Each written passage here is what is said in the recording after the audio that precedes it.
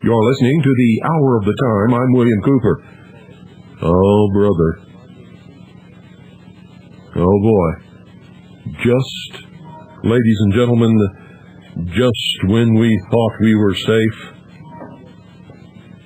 just when we thought we were safe, out of the darkest night, creeping up on the unsuspecting sheeple of the world, one of the greatest deceptions.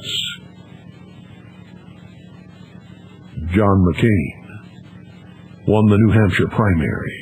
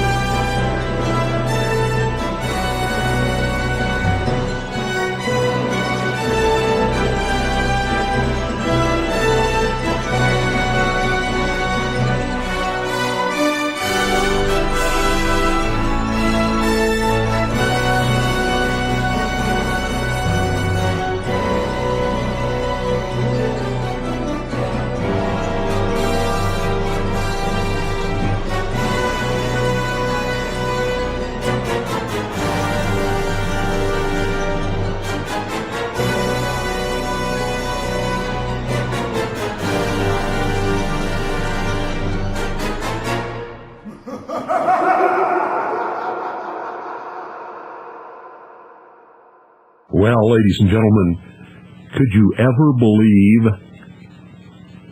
that John McCain could have trounced candidate Bush so thoroughly in New Hampshire? Who would have ever believed that American voters would vote for a man who failed in his mission, was shot down? That's not success in war, ladies and gentlemen. That's failure. That's not heroics. That's, oh no! I screwed up! Captured. Boing. Since when do military personnel who get captured get rewarded for that? Not only captured, but rolled over. I was in the Office of Naval Intelligence, folks. I know what happened to the prisoners of war. I helped to brief the Commander-in-Chief of the Pacific Fleet on the intelligence we had about our prisoners in North Vietnam. John McCain rolled over.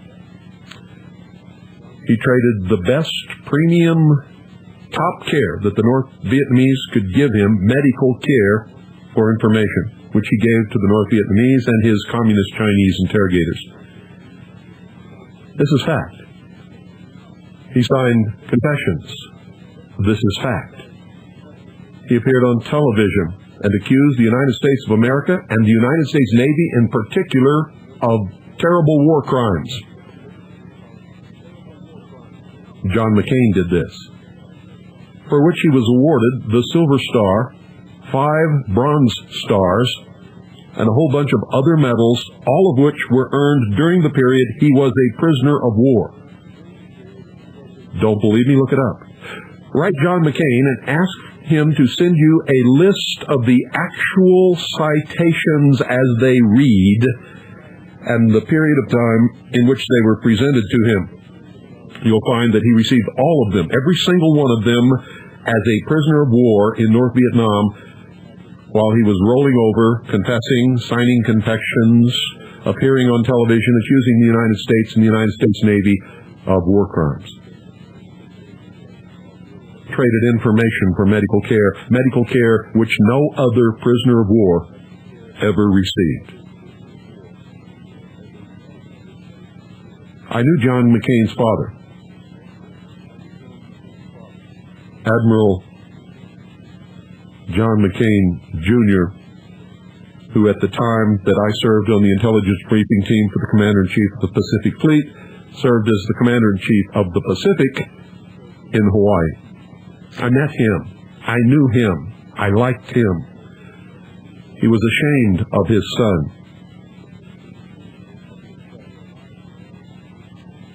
If he were alive today, he would march out there and grab Senator McCain by the ear, turn him over his knee, and whoop the hell out of him.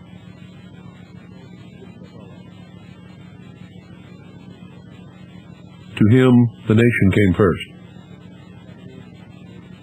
Senator John McCain, by his own admission, was brainwashed by communist Chinese and North Vietnamese brainwashing experts. Tortured and brainwashed for 5 years. Over 5 years, actually. The intelligence that I saw revealed that John McCain cracked, talked, spilled the beans, gave them information, told them everything he knew, as a matter of fact, signed confessions, and appeared on videotape and television and radio. I forgot to say radio earlier.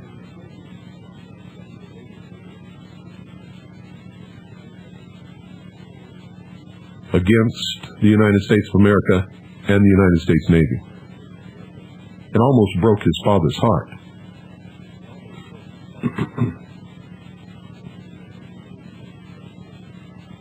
John McCain is a socialist.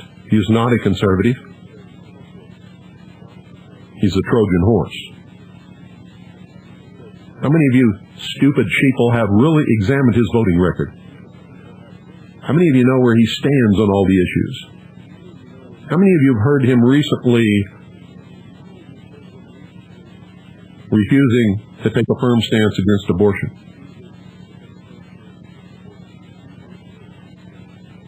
And if you have, why in the world would you still want this man to be president? He pretends to represent us. He does not. He is a dangerous man with a vile temper.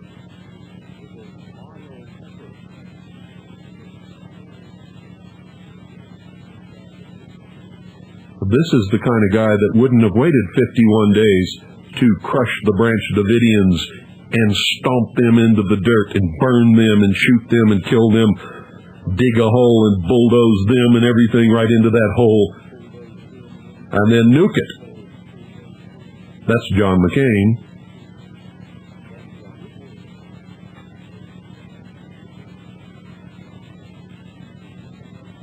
John McCain is the Manchurian Candidate. Knowing who he was and who his father was, don't you think the North Vietnamese and the Communist Chinese who were torturing and brainwashing Senator John McCain didn't have something in mind when they did it? How many of you have studied the art of brainwashing? Not many, I would venture to say. How many of you know what happens in the brainwashing process? How many of you know what can be implanted in the human mind to be brought up later in order for that person to accomplish some task unknown to him or her? How many of you know that if John McCain was successfully brainwashed, he would be the last one to know it? And after 5 years of torture and brainwashing, in which he gave in to his captors, there is no doubt whatsoever that his brainwashing handlers were successful. Successful. You want this man to be our president?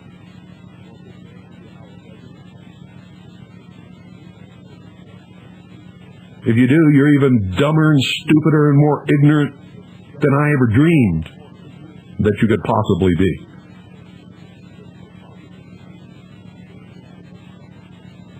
If you've been to our website, I've given you more ammunition than you ever need to put this guy back in the cage.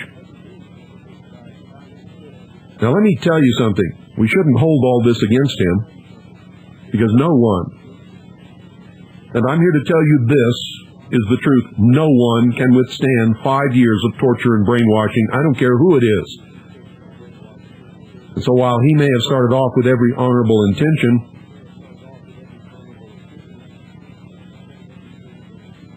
and he was subjected to this ordeal against his will, nevertheless it happened. We cannot blame him that it happened, and we cannot blame him that he broke down and gave in, because they all did. They won't tell you that. One of the reasons that all the prisoners of war were taken to another place before they were brought to the United States of America was so that they could be debriefed, so that we could find out exactly what each and every one of them told their captors, and they all told their captors, all of them, every one, no human being can withstand torture over long periods of time. I don't care who you are. The military knows this. In fact, it has caused them to change the code of conduct. All of the prisoners of war were taken, debriefed, given physical and mental psychiatric examinations. They were all ordered. They were given direct orders never to tell the truth about what happened to them and about what they revealed to their captors, because the American people would not understand, and a great percentage of the population would condemn them for being human. That's the truth about POWs. Being a POW has nothing to do with something great and heroic and honorable. It has to do with survival. And if you survive, you're damn lucky.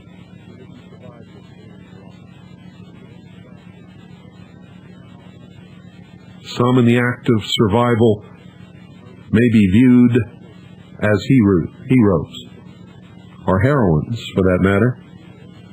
But the truth is, they do what every human being would do under the circumstances. They just survive. And thank God that they did. They're Americans. And I'm glad that they survived, and I'm glad that they came home, but they do not belong in the Senate, the House of Representatives, or the White House, or in the State House, or as governor, or anywhere where the results of their brainwashing could do this state or this nation harm. You'd better listen to me, folks. You've got this emotional romantic idea about POWs. It ain't so.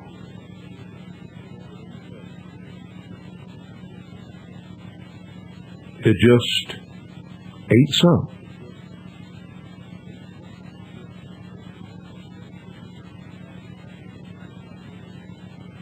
I think John McCain's quick and vicious temper is a symptom of the mental torture which he endured.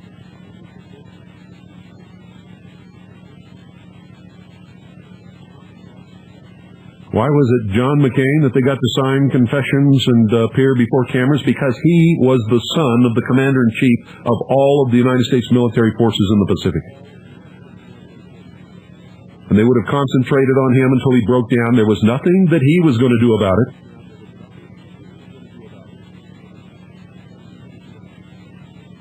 Unless he could manage to kill himself, which he apparently did not.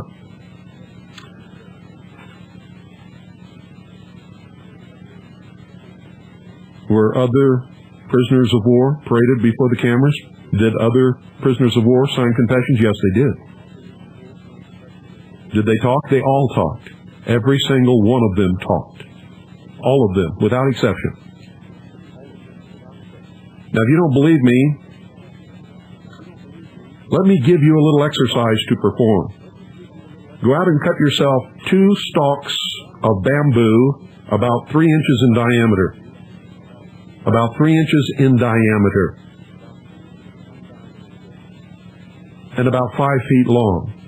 2 stalks of bamboo, 3 inches in diameter, 5 feet long. Take one stalk and put right behind both knees. Right behind both knees. Don't tape it or anything like that. Just put it behind both knees. Put the other piece on the floor. Kneel down with your kneecaps on the piece of bamboo on the floor. And with the other piece of bamboo behind your knees.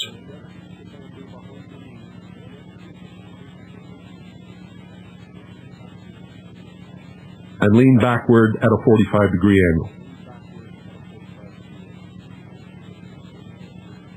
This is just one of the tortures that these men endured for hours and hours at a time. Try it. Try it at home. If you can't find bamboo, just get 2 round pieces of wood about 4 or 5 feet long, 2.5 to 3 inches in diameter. Put one on the floor, kneel on it. Put your kneecaps right on it, your knees. Put the other dowel, or whatever you want to call it, behind your knees. And then lean your body back about 45 degrees. See how long you can take that torture. Simple, isn't it? That's just one very mild form of torture. That 90% of the people in this listening audience would not be able to stand for 10 minutes, much less many hours. Oh, and by the way, you're naked while this is going on.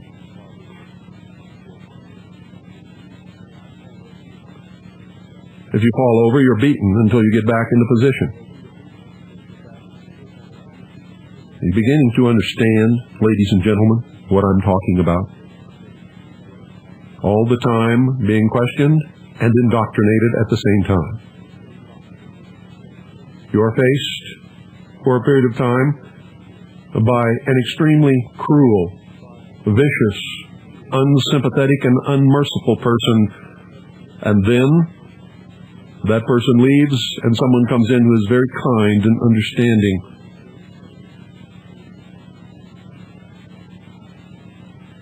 And offers you maybe one puff on a cigarette.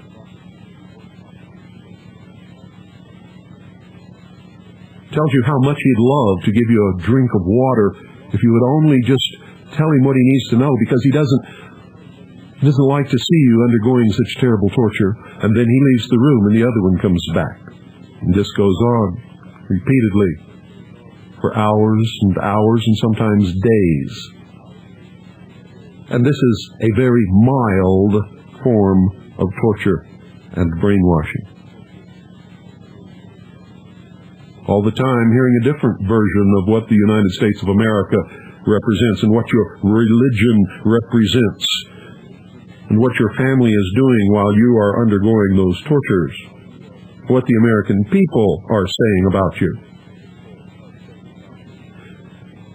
Being shown film of demonstrations against the war, of hippies calling you names,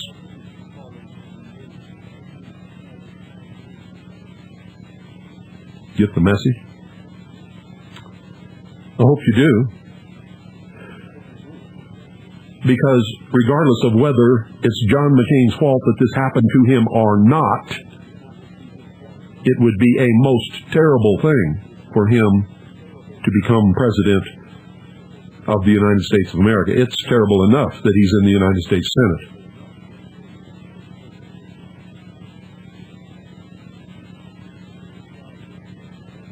Go to our webpage, williamcooper.net. Not too far down on the Veritas News Service page, there are quite a few links that you need to click on and read that represent the truth about Senator John McCain. See, most Americans, all they know is he's a POW.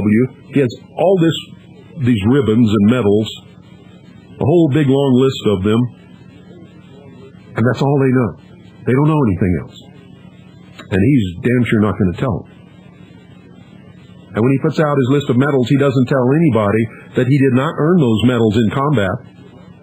He earned them while he was sitting in a prison cell in Hanoi.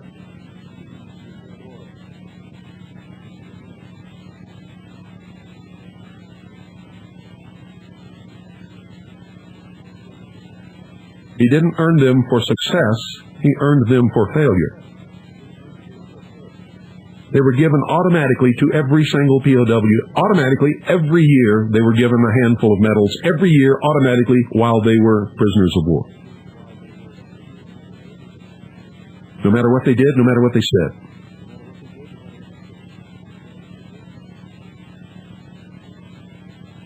That's the truth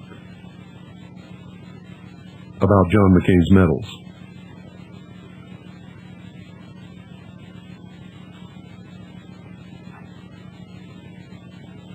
John McCain is not a hero. He's a man who survived a terrible ordeal.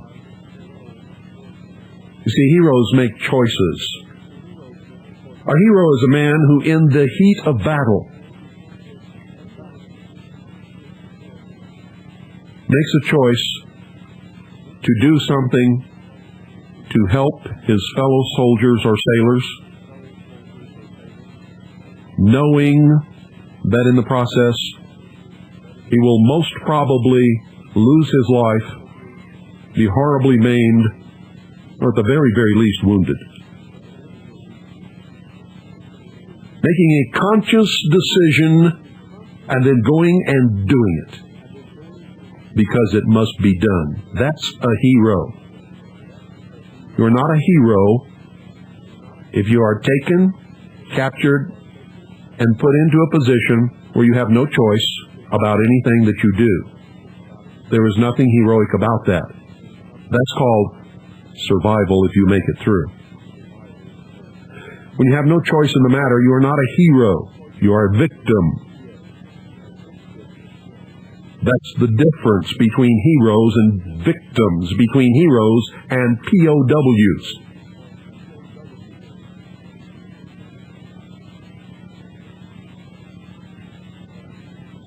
Now, if somebody risked his life to go into North Vietnam and rescue prisoners of war, that man is the hero. He had a choice. He could say no, or he could go and do it. And those kinds of missions are always made up of volunteers, always.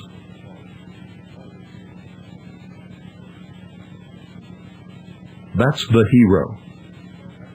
A man sitting in the cell against his will who doesn't want to be there and can't get out is not a hero for it. How is it that everything that we used to know, that we used to understand, that used to be so clear to all of us has been turned around? Black is white, white is black. Wrong is right, right is wrong.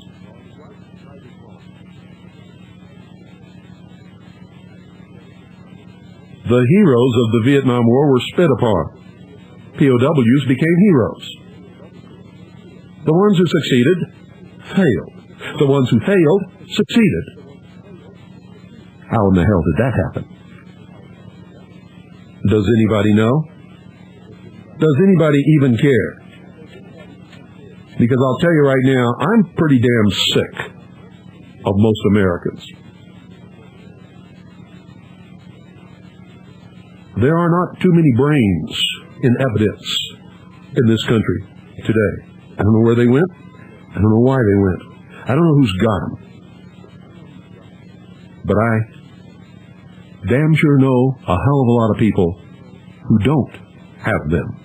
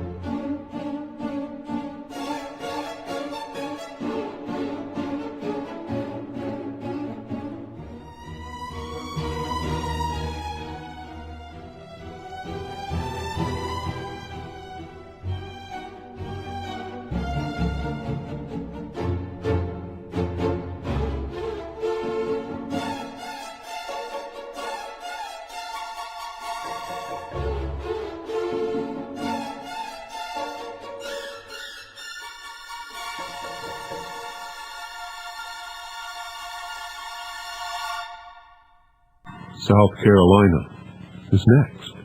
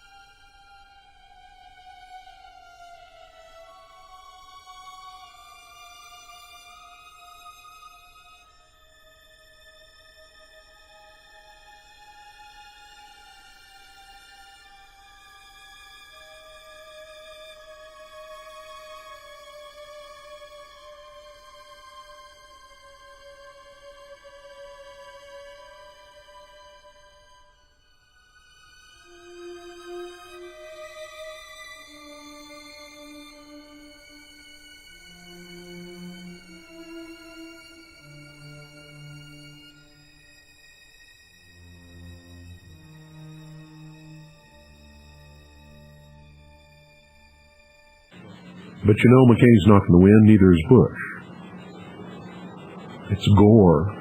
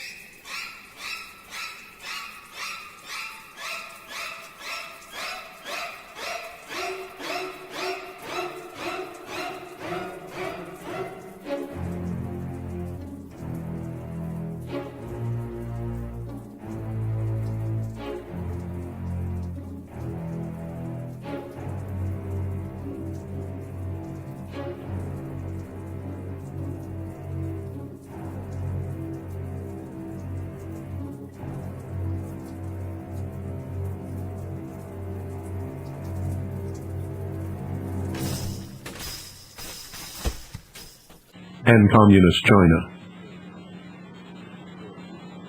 This is their year.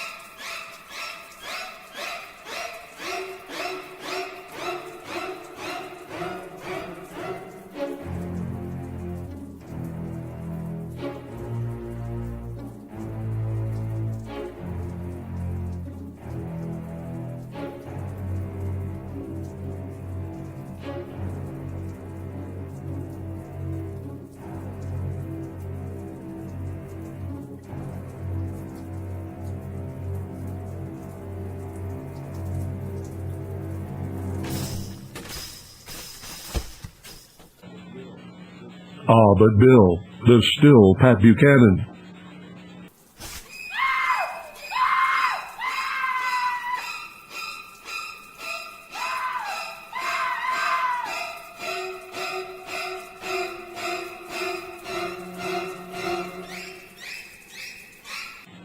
Or Alan Keyes.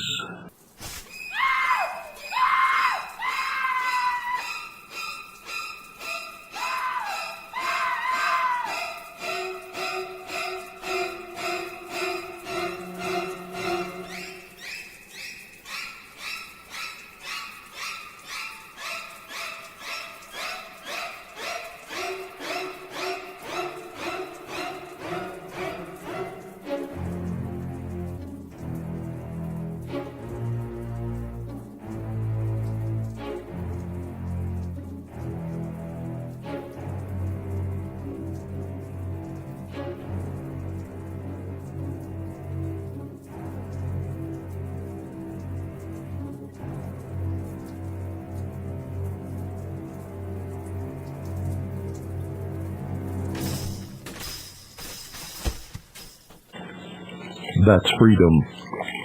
Freedom going down the drain.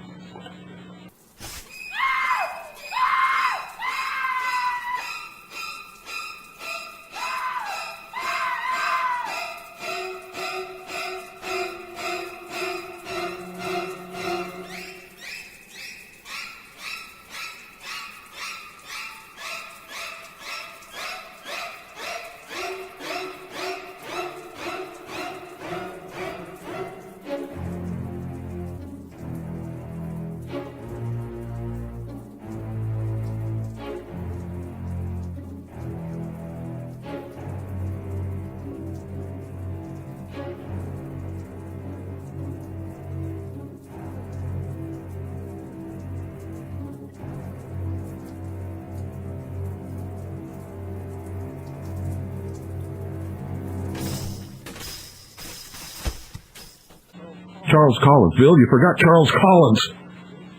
Oh, I'm sorry.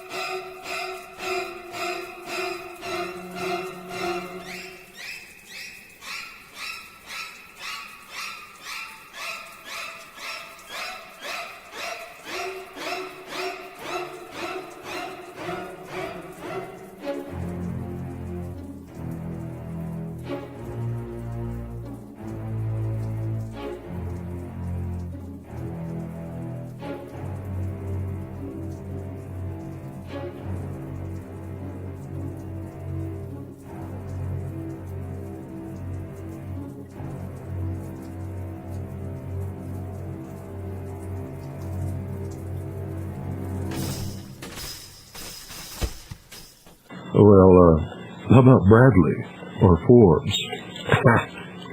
Forget it, folks. They couldn't jimmy the lock to get into the house to commit the crime. That about sums it up. Actually, this is just for your entertainment. The United States of America, as the founding fathers created it and dreamed that it would become, is long since dead. The Constitution, for all that it is bandied about and touted, was ripped to pieces and thrown into the trash can years ago. World government is not an abstract idea. The New World Order is not something that George Bush invented to garner support for his Desert Storm. The Illuminati are not some wispy group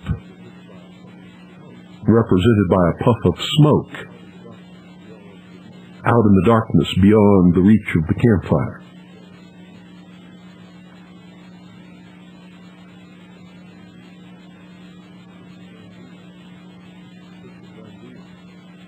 It's a done deal.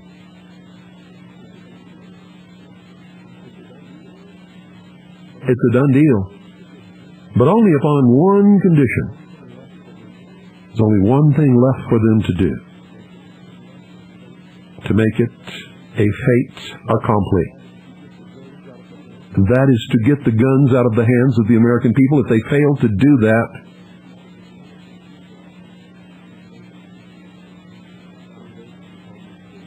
the foundation upon which they built their castle will collapse.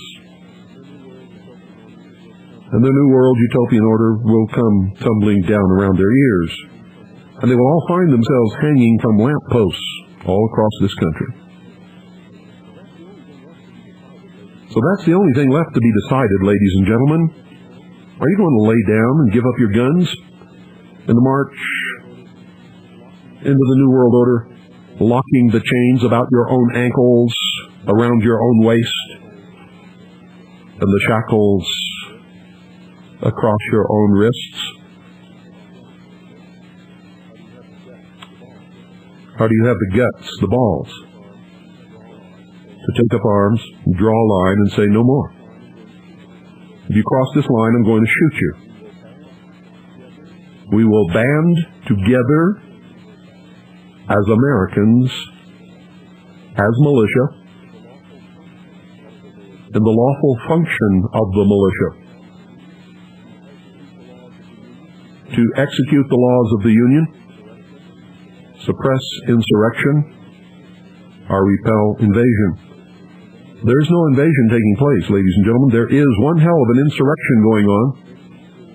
The destruction of this nation is being accomplished from within. And we will be required to suppress that insurrection by executing the laws of the Union.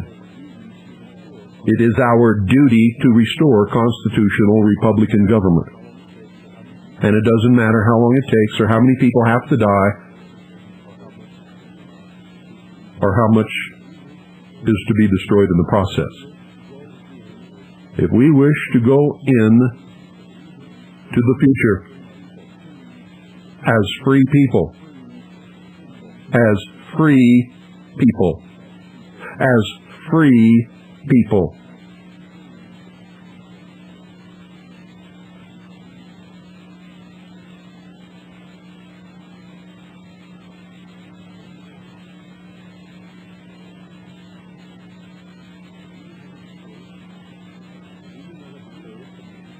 and if we do not have the courage, if we are not committed, if we are not willing, then the entire history of the human race up to this point will be erased, and we will march backwards into the ages-old enslavement from which we escaped. Until this nation was created, no man ever lived free upon this earth ever in the history of the world. No man.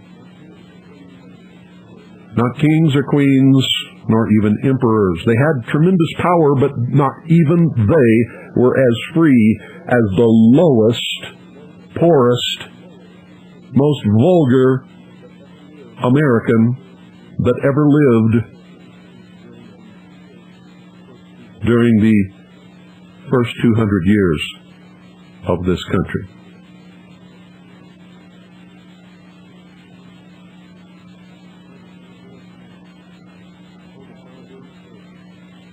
until the founders said these words: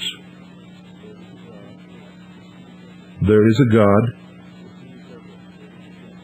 Listen to me carefully, because this is important. Without this, nothing else will stand. There is a God. God has endowed not just man, but all creatures upon this earth with certain unalienable rights. Where do you think the founders got that concept?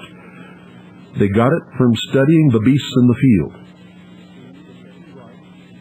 You will see that every right that the Creator endowed upon mankind, He also endowed upon every wild animal that exists upon the face of this earth.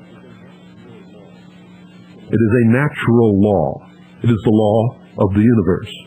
If you are alive, you have certain unalienable rights.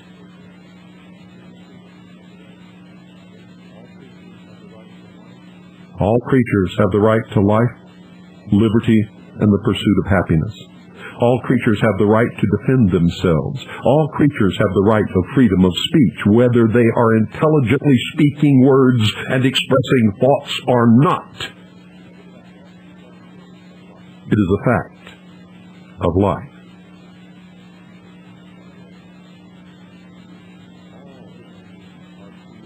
All are created equal, not just men.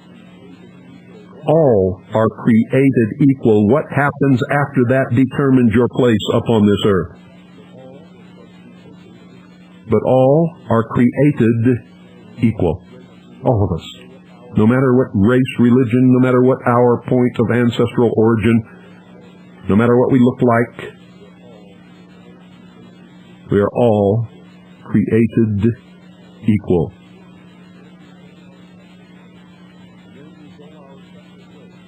And then we go our separate ways.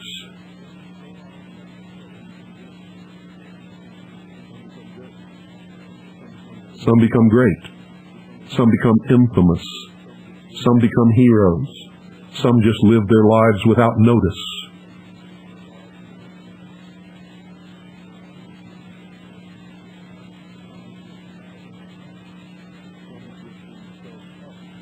Some give themselves up to temptations.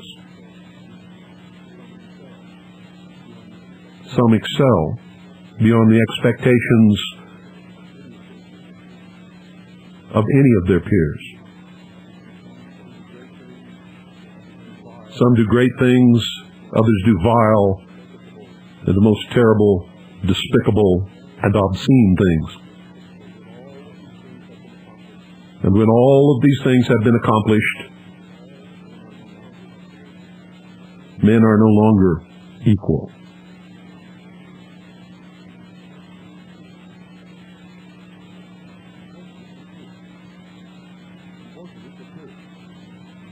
Unfortunate, but true.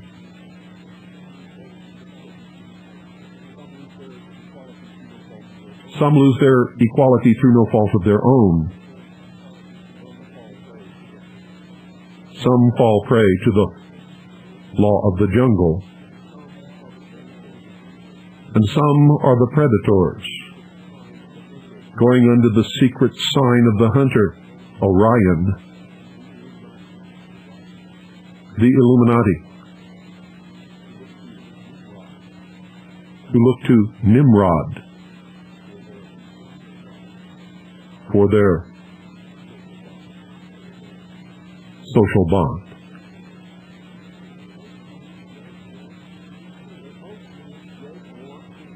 But most men just want to be free. That's all they want. Leave me alone. Let me determine my life. Let me rise to the pinnacle of whatever I am capable of achieving.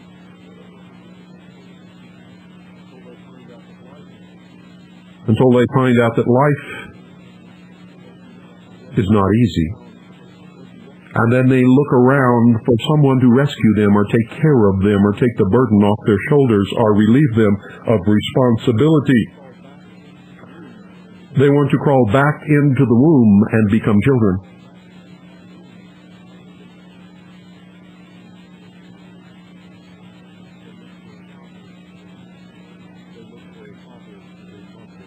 they look for a father and a mother to hold them in their arms and comfort them and tell them that everything is going to be okay. To fix their breakfast and their lunch and their supper. To make sure that they get into bed at night and tuck them in and stand guard over them to ensure their safety throughout the darkness. Wake them in the morning. Provide them some form of useful occupation. Not too difficult, mind you. Reward them for performing that occupation with some sort of remuneration or reward. Provide their medical care. Doctor their wounds. Put them in the sandbox with the other children. Lock the gate.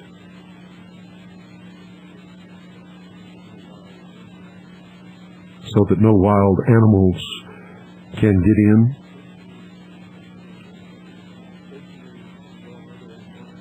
Station a guard or a monitor to ensure the safety of the children while they play.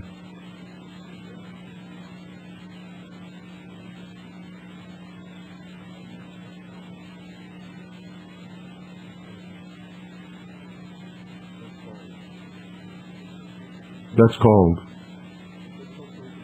socialism. Take socialism one step farther, where the burden of ownership is relieved, and you have communism.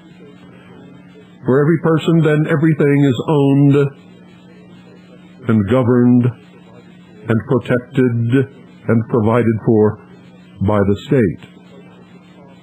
And the state takes the place of the sovereign human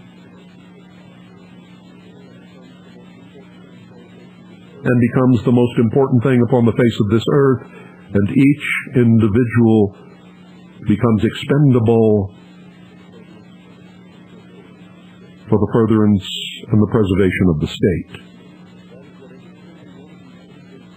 That is what every single one of these candidates running for presidential office right now, today, have in store for us. I don't care which one you elect, and I don't care what they say. I stopped listening to what people say years ago. I watch what they do. I examine their record. To hell with what they say. The record is Alan Keyes was a roommate of Billy Crystal. That's right, Billy Crystal. Extreme left wing, off the cliff. Socialist liberal. Do you believe for 1 minute that Alan Keyes and Billy Crystal could have survived a couple of years of being roommates if Alan Keyes really believed what he's saying today? He claims he's always believed these things. If he believes what he's saying today, how could he be a member of the United Nations? How could he fulfill the office of ambassador of the United States to the United Nations? How could he do that?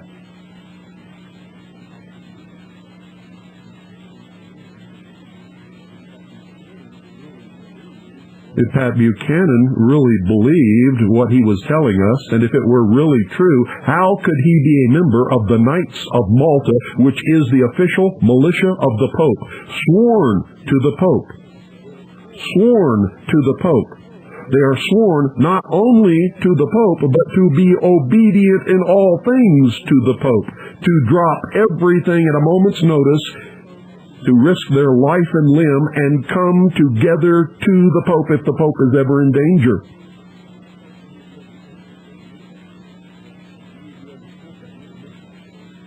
How many of you understood that was the mission of the Knights of Malta? At times, when the Vatican believes that the life of the Pope is in danger, the Swiss guards are relieved of their post and replaced by Knights of Malta. Pat Buchanan is a Knight of Malta. Admitted. Do you really believe that he could say what he says and really mean it and believe it and have the position of prominence in the press that he has? You see, that's just a game for the sheeple. It's a part of the Hegelian dialectic.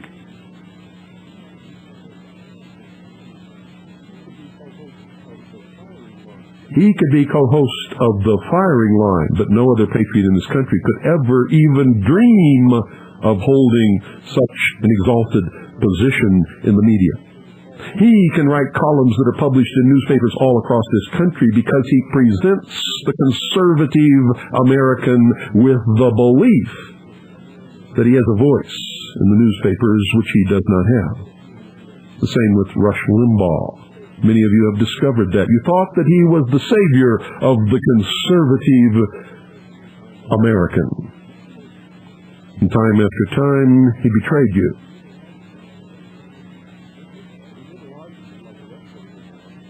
But he never lied to you like the rest of them are. Rush Limbaugh always told you the truth. This is about entertainment.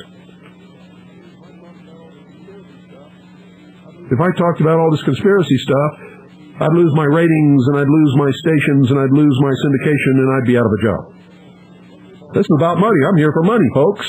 Rush Limbaugh never lied to you, and therefore you cannot fault him. You fault yourself for not being discerning, not listening to him, because he told you what it was all about. This is about making money. This is about ratings. I'm here to get rich. I've heard him say it many times, and he did. He certainly did.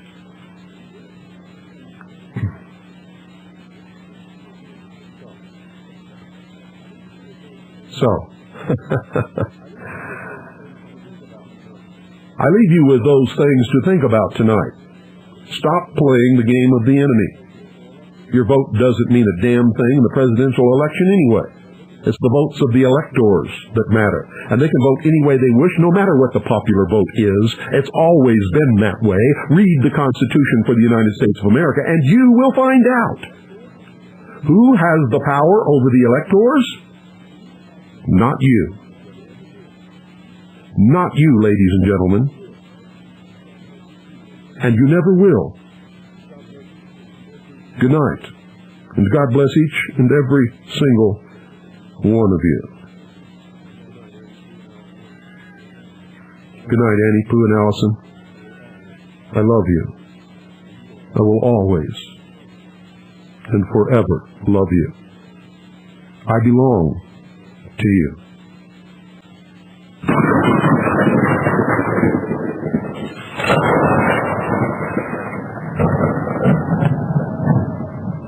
Think everything's going to be okay? Oh, really?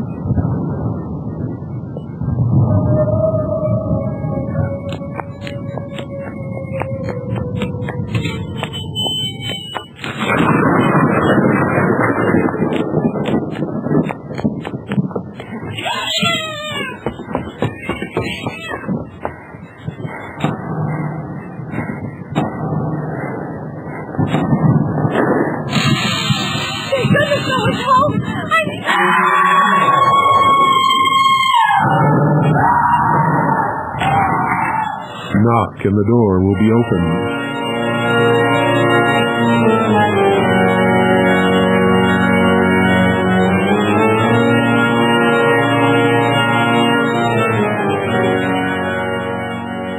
That is the exact method by which the candidate enters the lodge upon his initiation into the first degree.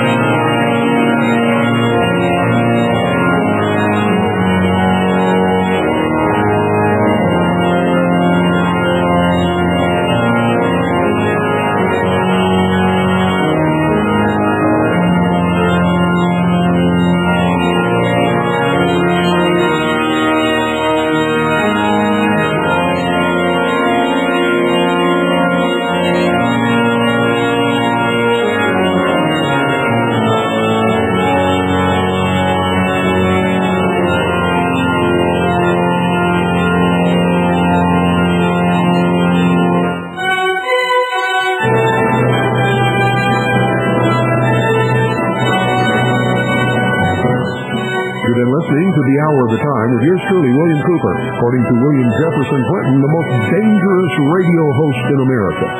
And now you know why.